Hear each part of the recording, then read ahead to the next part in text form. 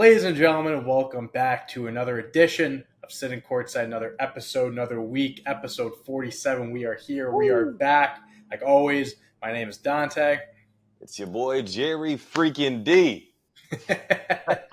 Jerry is very excited, very Anyway, enthusiastic, very animated today. Because we're back talking basketball, just like every other week. But always a today, good day. energy is on 100 today. We're on a high right now, ready to jump in, talk about some Team USA basketball, some free agency moves that happened, some quotes, some interesting little things that we're going to go over. Golden Nuggets. Golden Nuggets, Gold, I'd like to call them. hey, we'll be talking with those Nuggets in a little bit. You just gave a little preview of what there Segues. is to say. I don't know if you meant that, but before we get into that, I say let's talk about what's currently going on right now. We have the Olympics starting in a few days. I believe once this episode comes out, it will be the first day of the Olympics. Or no, this episode will come out and the Olympics will start in a few days afterwards. Team USA will begin playing actual games, not just exhibition games. But we are going to go over the exhibition games. Team USA went 5-0. Kind of mixed results. They had very close games. They only beat South Sudan by 1 point. Had a few games where they were winning by double digits. So, kind of up and down there. But we also have statistical leaders going into the Olympics for the exhibition games. We have LeBron James leading the way in points, 73 points. Anthony Davis leading the way with 49 rebounds. LeBron James, 18 assists. Anthony Davis, 15 blocks. I think we're noticing a trend here. LeBron James, 63% field goal percentage, and Anthony Edwards with 9 steals. So if your name is Anthony or LeBron, you were leading Team USA in statistics going into the Olympics. So Jerry, going off what I just read, just kind of tell me your thoughts on Team USA so far, what you've seen from them, these statistical leaders, and what you expect from them. I mean, honestly, all I'm seeing is man, the Lakers might win a title, right? Like, Okay, all right. if I'm just going off of strictly Olympic stats here, I'm thinking like, wow, the Lakers are pretty damn good. Unfortunately, that's not really the case. But hey, I think it's showing you that as these two guys can still go, the championship window is still there, no matter what. conversation for another point in the summer. But I That's definitely right. would love to have that. All right, But we'll chalk it up. We'll put it to the side. We'll put a pin in in a it. few more episodes. Yeah. Right. Nah, but on a serious note, though, just keeping it about strictly Olympic basketball here. I mean, it should be a slap in the face if you're an American that's pulling for Team USA that a 40-year-old is the best player on Team USA. Insane. Hey, he was voted best player by his Yeah, teammates and stuff before the games even started, and he is yeah. backing it up. It's insane though because this team has Steph Curry, this team has Jason Tatum, who just is fresh off an NBA title and a fresh cut, He's gotten has tired. Anthony Edwards. He doesn't have fresh legs. And I guess no, he should be still rocking and rolling, he's man. young. He's young. He's a young bug. Like you should roll in after winning a title. It's a dominating Olympic play. Like probably should have been the number one option. Especially with the haircut. You did make that. Hey, he said it, man. With the cut, he's top five, right? Top five. Yep. Like, come on, man. Yeah, but Joel Embiid, who finally had his best game against Germany. Like, come on, man. Like this, there's MVPs. Kevin Durant hasn't played yet, so I'm gonna give him a pass. But I kind of think when he comes back, maybe the scoring load would be on him. But Sure. Right now, LeBron is the best player on Team USA. Insane. Among all those all-star caliber players, all these all-NBA performers, he's the closer because he put up 11 points in the fourth quarter against Germany. Like Insane. And saying that he even has to be doing that in the first place, to be honest. Exactly. Like I'm thinking when LeBron joins this Olympic team, I'm going to see him coast. He could be that de facto point guard, have Steph off the ball. I, for one, thought that Steph was going to be the one that was lighting it up in FIBA play. Sure. To be honest with you, but it's LeBron. Like it's kind of crazy. I think all those other NBA players on that roster should be ashamed of themselves. But like, hey, I'm being so serious. No, man. I'm not disagreeing with you. I think it is like they're winning, which is important. Barely. But yeah. It's just barely, but they're winning. But yeah, it's just the fact that you have this mix of young players, experienced players like the MVPs and Embiid, the Tatums, the The Devin faces, Bookers, the Steph future Curry, the faces, right? faces of the league, of their franchise, whatever. But we still have a 39, 40-year-old LeBron James Come on. leading the way here. And he looks, I mean, he looks great. Awesome. I mean, he looks like he is, Dominant. again, like he's the best 39, 40. He's the best player at each age we've ever seen. Like as he gets older, I feel like he's going to be the best 39-year-old player, 40-year-old player, 41, just because there's no one else that is competing at the level he is at that age. I do believe when Kevin Durant comes back, though, that it will, like you said, the scoring load will kind of, it'll ease off LeBron a little bit. We talked about this a few weeks ago of who we think the best player was and who we think is going to be the top scorer. I think we both said Embiid's the best player, MVP when he's healthy. Hasn't really shown that. And then highest score, I think you said Steph and I said KD.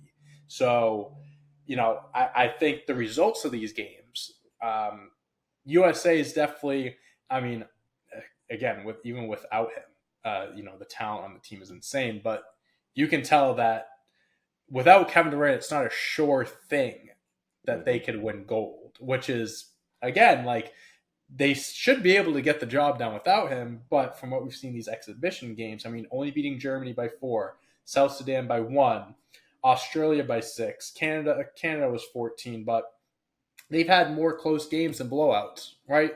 So I think bringing Kevin Durant in, granted his health, obviously, if he's coming back, I'm going to safely assume he's going to be 100% healthy. I don't think he'd push himself, nor would Team USA push him as well. That'll make a world of difference. Players have been talking. Drew Holiday said, if there's like concern about plugging him back in, and Drew Holiday's like, it's KD, man. It's KD. Like, we need him. Like, we want KD back in the swing of things. So I think that'll definitely, light a spark in Team USA. I think it'll kind of give them that extra boost that they need. But yeah, Olympics start in a few days. Just like we said before, I'm expecting gold. Nothing less. Nothing less. That's the expectations we need to have. Even with these closer results, I still think that they need to get the job done. Should get the job done. It's still important to note too. Like I'm sure you've seen this stat floating around too that they're gonna play 61 NBA players. Yeah, compared to the Dream Team that had 6, It was 9. like 9. Yeah, I looked digits. up some of them. Like it was like Deadlift Shrimp, who was a good NBA player. Yeah. Arvydas Sabonis, a couple other guys, Dino Raja, and all this stuff. I'm like, wow, but they're playing against the world has the top 2 players in the league in Giannis and Jokic, obviously, and then SGA plays for Canada, who's the top 5 guy. Like it's kind of crazy to see the balance of power just kind of being divvied up and 100%. how close the world at. Obviously, Wembanyama and those guys in France as well. So it's not going to be a cakewalk. Not even the biggest names. Even guys like Patty Mills, guys like him lights it up. Dennis Schroeder, the German menace. Like 100%. It's like it's different. Like these players, it's just different when you're playing for your home country. I feel like obviously different roles and stuff too. But yeah, no, it's interesting to see how times have changed. I think that just, goes up being said, just kind of shows how the league has evolved and the world has evolved as well, how there's talent spread out. It's not just in the States anymore. And, the last thing I'll say before we do move on to the next thing here, too, just the style of play that is played across the world, like in the FIBA leagues or in the Euro leagues or whatever, it's so much different than what these NBA players are used to. I think it's better, too, honestly. It does flow better, but Team USA has thrived playing in transition, but they play Serbia up first in group play. They have Jokic. They're going to slow the game down. So I think having Kevin Durant in a half-court offense is going to be awesome. It's going to unlock things, and we're going to see a side of Team USA that we might not have seen. But right now, their best bet is to get teams in transition. And when you're playing guys that can post you up and slow the game down, like a Giannis, like a Jokic, like a Wemby, or any of those guys with phenomenal NBA talent bigs, it's goal isn't locked in. It's not going to be easy. It's not going to be a cakewalk. Not like it was 10, 15, 20 years ago. But yeah, again, it's basketball, Team USA basketball, some of the best players in the world. So I'm excited to see them, actually put it together on the big stage. And again, gold or bust. So somebody help LeBron. So, Stop it. fucking year 21, we're still at, and we're still saying the same shit about him, man. We'll never see another like him. That's for sure. That is for sure. All right, let's talk about that golden nugget that you brought up earlier. Russell Westbrook got traded from the Clippers to the Jazz. Got traded to the Jazz for a second time. Why is it always Got cut by the Jazz for the second time. Bought out. And now he's signing with the Denver Nuggets. Well,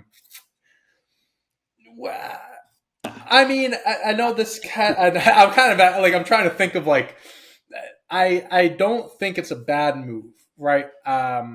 Russell Westbrook over the years has proven, he's not the player he once was, but he's able to fit in on a team, play the role that he has to, and not be selfish. I'll give him the benefit there.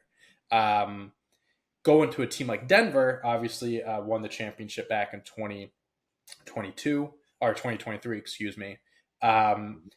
Phil's, they lost KCP, they lost Reggie Jackson.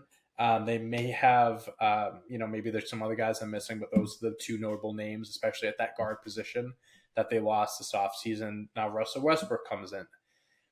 I want to hear your thoughts. I don't really know how I feel about this signing. I don't know if this makes the Nuggets better. I don't know if I don't think it makes them worse. I just don't think it's just a very weird team, I feel like, for Westbrook to be on, like with his play style. I know triple-double Russ, triple-double Jokic, like now you're putting those two together. But I just don't know how I feel about the fit. I don't know if it's something that'll really work. You know what I mean? Yeah, I mean, I can't blame you for feeling that way because that's been the stigma behind him since he's left Houston or since he's left Washington. Because landing in LA the first time playing with the Lakers ruined his reputation for no reason. LeBron and AD blew up their championship team to go in on a third star that they didn't need. Yes. And Westbrook was not the answer for them. No. You should have kept Kuz, you should have kept Caruso and all those guys. Mm-hmm. But going to the Clippers, he kind of reinvented himself, found a way to be impactful off the bench, but I don't think he ever really got that dog out of him that wanted to be a starter when you're probably not better suited off in that role anymore. Now, can he step in for a franchise and be a starting caliber point guard? Absolutely. But going to Denver, you're not going to be that. That's not going to be his role. Right. And I've seen things about him. He could plug in, he could plug and play, be put in the starting lineup as starting point guard, put Jamal Murray off the ball. I don't know if I see that happening. I like that. Like when you're trying to reorganize the starters to getting back in the rotation or mixing in bench guys. But like, I don't like the fact of Russ starting the game with Jamal Murray, with Jokic. I agree. And PG. I don't like that, but I think in a bench role, I don't mind it. I think he can run a second unit. We saw that with the Clippers. If he buys in, again, that's what it's all about. It's all about buying in because Russ probably knows, damn, the Clippers didn't offer me a big deal. My trade market is terrible. Nobody really wants to come get me. You're about to be out the league. And this probably is realistically his last chance at winning a championship. It's his last chance of winning a title. It's his last chance of playing NBA basketball. Yeah. Like, I think we've seen it over the years, right? Carmelo Anthony, after leaving the Lakers, he averaged 15, 16 points a game off the bench. Right. Melo played great. Never got another opportunity with the Lakers or any other team in the league. Dwight Howard, same thing, right? Was impactful for that LA 2020 run.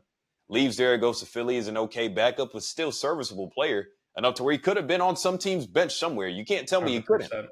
He ends up in Taiwan. DeMarcus Cousins, same thing, playing in Puerto Rico. Like, these guys were all NBA talents at some point, and they're out of the league. So clearly, if Russ isn't paying attention, it doesn't matter who the hell I am. Yeah. Even if I am the triple-double king, this is probably going to be my last chance to show that I have value as a role player. Yeah. Not Hall of Fame Russell Westbrook. You're still going to get there. He's first ballot. He's a Hall of Famer, 100%. Absolutely. But you're not a starter in this league anymore. Not for a good team if you really want to win a championship. You have to be able to show your role. You have to be able to show your value in this situation with Denver, which I kind of feel like is probably a good last chance spot. I'm getting like like Gary Payton vibes in Miami, winning a title. Sure. Like, Yeah, they hey, won a title. I'm at the tail end of my career here. I think I could still give a lot. And GP did just that, just enough with that team of savvy veterans, Antoine Walker, Jace Williams, and those boys, to get them over the hump. Now, the Nuggets do need some new life. They haven't done anything in free agency. So if Russell Westbrook is your splash and he could provide a very, good veteran role, actually provide some guidance to Jamal Murray maybe, or even Jokic, like he has been around. So I don't mind it. I kind of like it. Yeah, I don't not like the signing. Did you know learning actually makes a sound? It's true. Listen, that's the sound of you learning a new language with Babbel. Remember when Kobe learned French just to talk smack to Tony Parker? Or when he learned Bosnian just to get inside Yusuf Nurkic's head? Absolute boss moves by the Black Mamba. Just imagine if Kobe had Babbel in his pocket. Geez, the entire league would be in danger of his mind games, regardless of where they were from. Babbel's tips and tools are approachable, accessible, rooted in real-life situations, and delivered with conversation-based teachings. So you're ready to practice what you've learned in the real world. Babbel's convenient courses have helped me learn real-life conversation skills in a different language. It's easy to prep for my next trip abroad. Learning how to ask for directions, how to order food, and speak to merchants without having to consult some app on my phone while I'm on vacation is priceless. Plus, they have speech recognition technology, which helps me work on my pronunciation and even my accent. If this sounds good to you, download Babbel today. Here's a special limited time deal for our listeners. Right now, get up to 60% off of your Babbel subscription, but only for our listeners at babbel.com/courtside. Get up to 60% off at babbel.com/courtside. Spelled BABBEL.com/courtside. Rules and restrictions may apply. Right. I think off the bench, I think he can be he can run that second unit. I agree with that. I also just don't know if him signing there outweighs the loss or equals out the loss of KCP and a Reggie Jackson, because those are two very good role players for them, right? I just don't know. I think they lost more than they gained this offseason. So even if Russell Westbrook step in and can run that second bench, that second unit, I don't know if that's still enough for them to be as good as they were 2 years ago. I mean, they're going to be in the championship picture. I'm not trying to say that they're not a championship team. Yeah. Right? Well, as long as you have Jokic, Jamal Murray is healthy, you're in contention. Absolutely. I think I'm just in the camp of I think they lost more than they gained this offseason. I don't know if that gain in Russell Westbrook is what it's going to take for them to be this is easily like a championship contending team. They are, but I don't think that they're a lock to being one. That doesn't push them over the hump with just adding Russ. Nah, like I get that. I can receive that for sure. I mean, KCP even said it. I seen on Draymond's podcast earlier today on Twitter somewhere that they ran out of gas last year because even KCP said that the Lakers should have beat them. Yeah. They were down every game. They were. Exactly. So I mean, that kind of gives you a little peek inside the mindset of what was going on in the last playoff run and why Minnesota ultimately ended up beating them on their home floor in Game 7 to get to the Western Conference Finals. So I do agree. It's not exactly hey, we can actually win a title now. They definitely still can, like we both agree. Right, 100%. But that's not the move where I'm going to look and be like, yeah, those guys definitely got it. Like, they're a lock. Yeah, I agree with that. Compared to the last 2 years, I think this is going to be their weaker team of the last 3 years, in my opinion. Yeah. For Russell Westbrook, though. But we'll see. We could be wrong. For Russell Westbrook, I think this is a good place for him to show he has value still. I think this is a good place for him to fit into that role that's given to him and not be that, not to say he is or he has been, but that selfish player where he's going for his numbers or whatever. I don't think that's going to happen. And hell, this could be a match made in heaven for all we know. This could be the best thing to happen for both teams. We don't know yet. But that's just where I stand right now. Westbrook, I like him. I hope he proves people wrong. I hope he does well on this team. But that's just to be seen. Their bench was terrible last year after they lost Bruce Brown and Jeff Green. So maybe Russell Westbrook is a big addition there. I hope he is. Yeah. We'll have to wait and see. All right, let's move on from one point guard to another, one Hall of Fame point guard to another. Steph Curry, I believe this quote came out today, or maybe it was yesterday, sometime recent. Steph Curry says that he wants to be a warrior for life. So these are his words. The quote is, I want to win. Let's put it this way. It's a long-winded way of saying that if it is a situation where you're a bottom feeder and it's just because you want to stay there, I'd have a hard time with that. But I don't think that's going to be the reality. I'll continue to make the decisions that are best for me and for my career. At the end of the day, I want to win. So he says he wants to be a warrior for life, but also kind of throwing in that tidbit of he doesn't want to be on a losing team. He has confidence that the Warriors are going to continue to put winning teams around him. He might be a little bit more confident than some, including us too. Yeah, Because absolutely. so far, as it stands on paper right now, that Warriors team is going to do jack shit this season.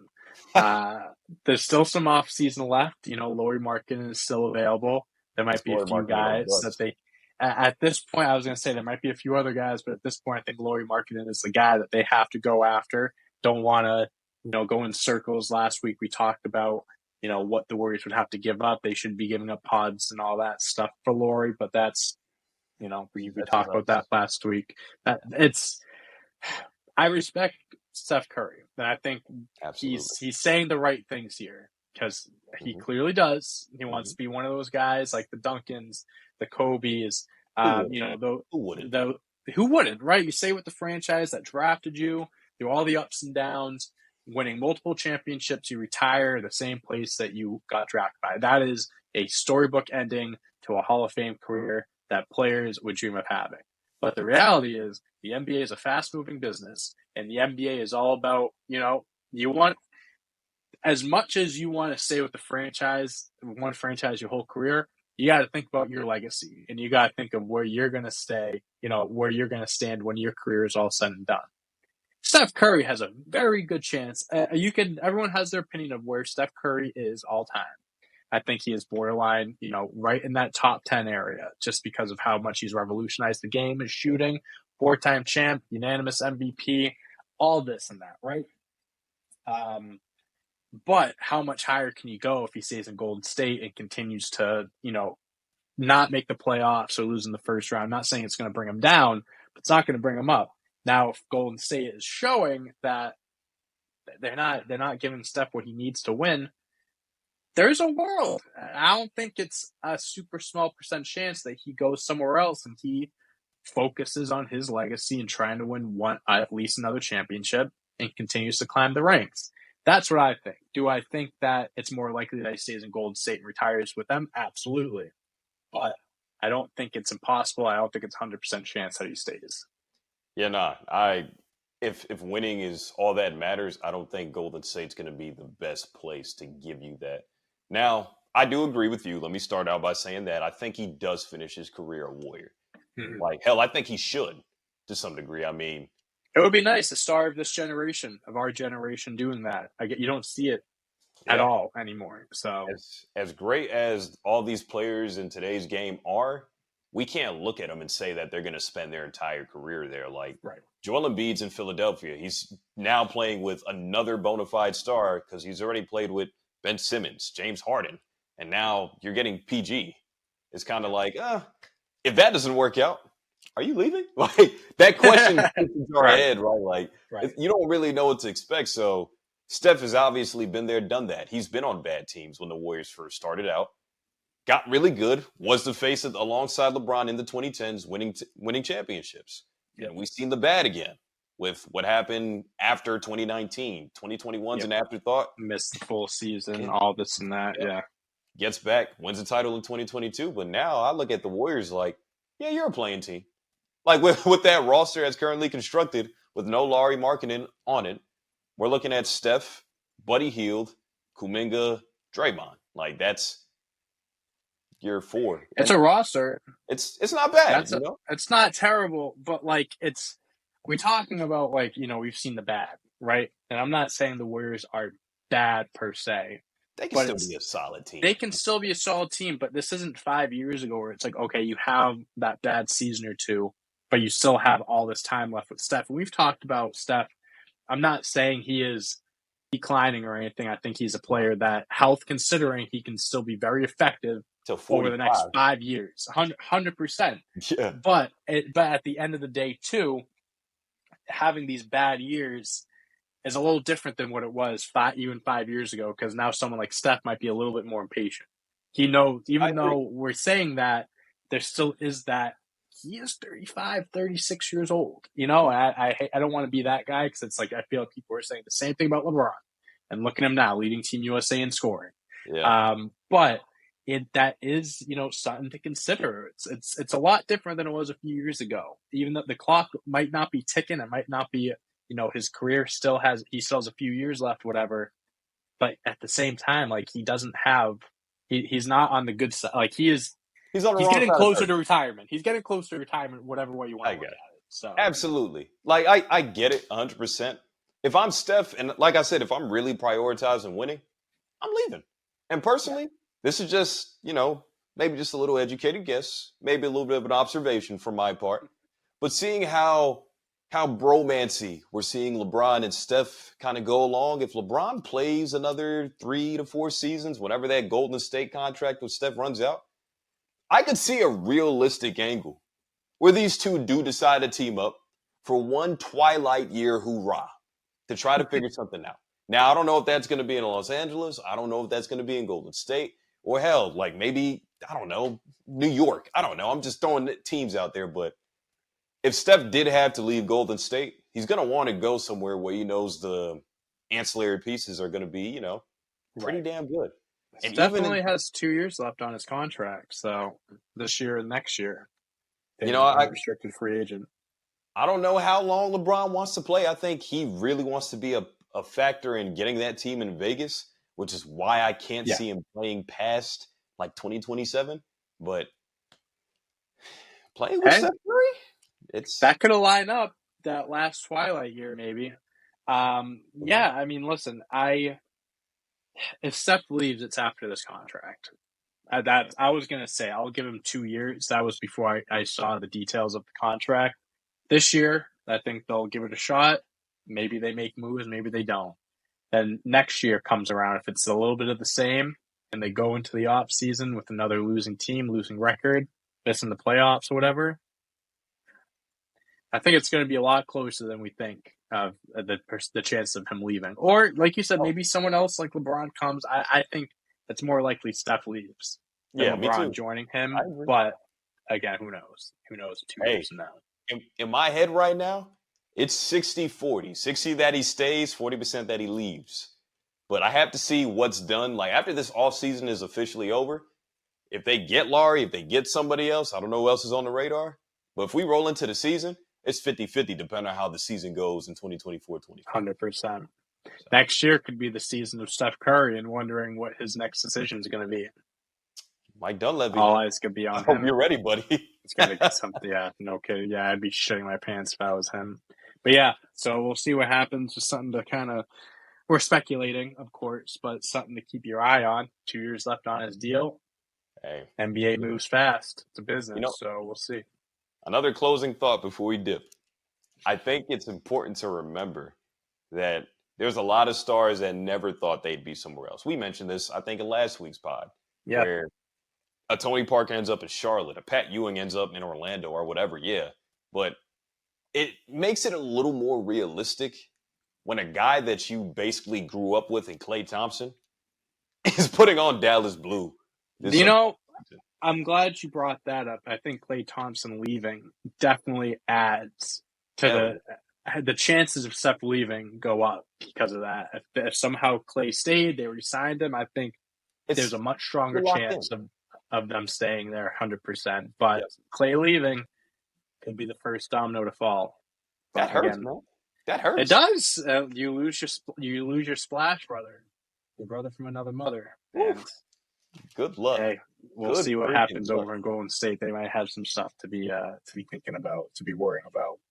Last thing we have here, sticking on the West Coast. There are some reports the Houston Rockets are willing or have been willing to part ways with Jalen Green in order to get a star. I feel like this is something that Shouldn't be too shocking because, they're such a young team. They have a good, solid core of young players. I believe in one of our games last week, I had them listed as the best young core in the NBA. They have more than a handful of really bright young stars.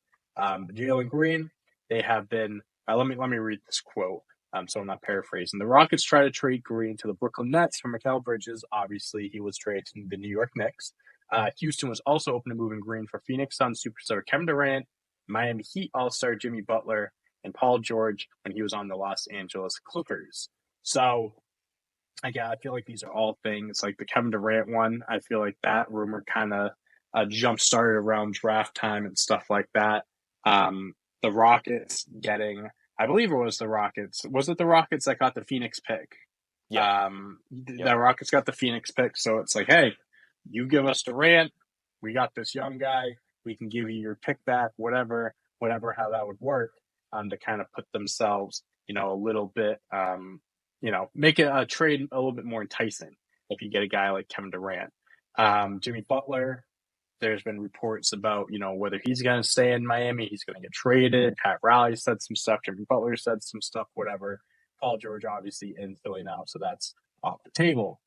Do you think Houston should trade? It doesn't have to be Jalen Green, but do you think they should package, one of their young stars, a few of the young stars, to go after a superstar to kind of jumpstart to kind of, get through this? Like the Houston Rockets, they're coming, right? Like they have a good young team, they're getting better every year, and then when the time comes and they all kind of are in the same flow, they become a really good team. Should they keep up with that, or should they try to, get a star player and kind of start being competitive now? What are your thoughts there?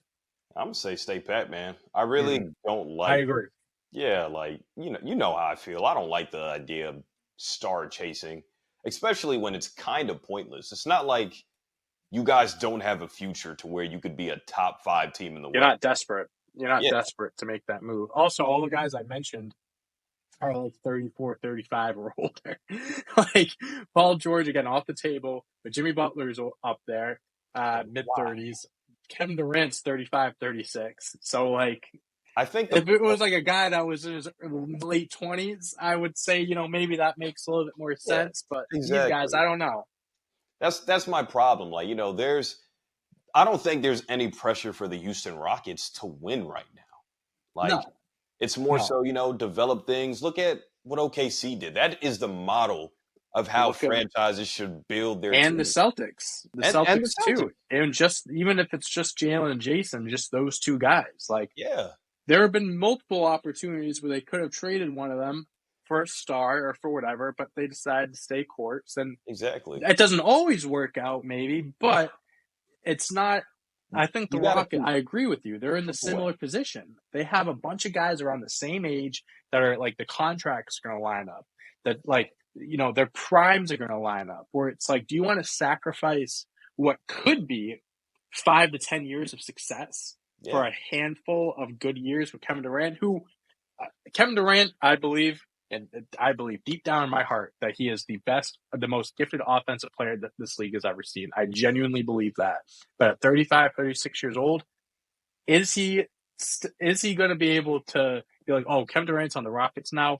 I think that they're a championship contender. I don't think so. Nah, You're I don't even going think to that. need someone else, not just KD. You need to bring someone else in too, which Yeah. who knows if Nah. that's even possible. I think it's just, for me, it's also important to note that most of the time when we see young teams break up, like if it's a concern about not being able to pay somebody, I could Sure. receive that. Sure, that's what happened with James Harden, right? That's what Like, happened with the Thunder. yeah, Exactly. they picked Serge Ibaka, who was probably more vital on the defensive side of the ball. Mm-hmm.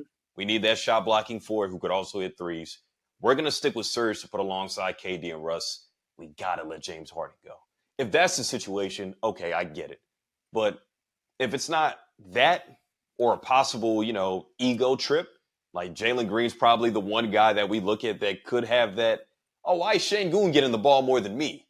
Like, Right. I think I should be the number one option. If that becomes an issue, then you trade Jalen Green. I don't know if that's for one of those aging stars. I'd still try to target somebody maybe a little younger, unless you really feel like Right. you can win right now. But there's not a necessity, again, to actually win anything. You're not we're not penciling in the Rockets to be in the playoffs next year necessarily, despite how close they Right. might be this year. It's And really, two, you have a coach like Ime Udoka who's building a culture there. He's that's what I building was getting to. something. That's what I was getting to. So Because is the pressure coming from Ime since he was in the finals in 2022, like with the Celtics. Obviously, things panned out, they panned out. But is it on him? Is he kind of pushing the narrative like, yo, I need a star player? Like, is that what's happening? I don't know. Like, I doubt it. Honestly, I feel like he's. I mean, listen, I'm happy with Joe Mazzulla. Obviously, we just won a championship, but it was crushing to see Ime Udoka go because he's a great coach, and I think he's a good character builder. I believe he's a good player coach, where he knows his X's and O's, but he also can be up on these guys and be able to give it to them and tough love, I guess, in a way. If they fuck up or whatever it may be. I think that they're in a fine position. They were the 11th seed last year with this roster. Who says, I'm not saying that they are, but who says they can't have something similar to OKC where it's no one expected them to be the number 1 seed last year. Let's be fucking real, okay? Not even an Oklahoma City Thunder fan. I chose Denver. Yeah, I mean, as you should have. And OKC just made such a big jump, right? Maybe that was going to happen at some point, but no one thought it was going to happen as soon as it did. Again, I'm not saying the Rockets are going to be the number 1 seed in the West next year, but who says it just doesn't click? And it's hey, actually, we're this is a good group of guys. We're really good together. Let's put egos to the side. Let's play team basketball. You got a great head coach to do that with. And they can make some legit noise as soon as next year. That could very much happen. You don't have to split up this and that to make it work. And you just got another young guy, Reed Shepard, who's been lighting it up in the summer league. So That's it's a franchise guard. They keep adding. They just keep adding to it. Shepard, Green, Sangoon, Jabari Smith. That's 4 guys right there. I didn't even mention Whitmore. You got Amen Thompson. Amen Thompson. I think that's 6 guys right there that are around the same age that you can build. And the way the CBA is and the way all this money is being brought up, NBA teams want to reward teams for keeping the guys that they drafted and keeping guys together. So it's that could also benefit them money-wise. I'm not here to say that the Rockets are going to be a fucking powerhouse next year. But if you split it up, you'll never know. Sengun could have been an all-star, this past year. Right. The type of leap that we saw him take was huge. Jalen Green had a spurt where he had 6 games, and in 4 of those he had 30. Over 30. 100%. He can get hot in a hurry. Amen Thompson is your utility player that can get you some points, some easy rebounds, some assists, can block shots. He's going to be your versatile Swiss Army knife defender. Cam Whitmore is a freaking offensive microwave in his own right. So, there is a lot of pieces on that team that really, realistically, they can go wherever they want within this decade. They can be a problem. They keep it together. I want to see it mesh well because we talked about this, right? And I don't know what episode, but microwavable success is not the key to winning titles anymore. You got to let it bake. You got to put it in the oven. You got to put it in the oven. You got to put it in the oven. Got to preheat the oven for a little bit. Put it in and let them cook. And even he doesn't align age-wise, but they still got a guy like Fred VanVleet who can give you a solid 15, 20 a game maybe if you're looking for it. Every team needs, especially young squads, they need that veteran player to kind of act as a bridge. It's a nice little, hey, I'm a good player. I can be your starter. I know I got Reed Shepard behind me, but I'm going to teach you some things. We're going to be good. And Dylan Brooks, love him or hate him, these young guys will learn a thing or two from him. Dog mentality. They rave about him. Right. So who knows? But yeah, that's kind of our 2 cents on the Houston Rockets and what we think they should be doing moving forward. And that's all we got on the rundown today, Jerry. Do you have anything else you want to add? I think you do. Yeah, I actually got into it with the guy on Twitter about the Rockets staying together and how this could be an issue. And I love arguing with people on Twitter. I love it. Yeah, all I said, literally, just, hey, the Rockets have a really nice young core. It's top 3 possibly in the league, but money could become an issue or egos could become an issue. He told me clearly I do not watch Houston Rockets basketball, is what he told me. And all I said was guys like Jalen Green and Şengün have been involved in trade talks for a year. And you mean to tell me that it's impossible that they're going to break it? That's what I said back. Again, you clearly don't watch Houston Rockets basketball.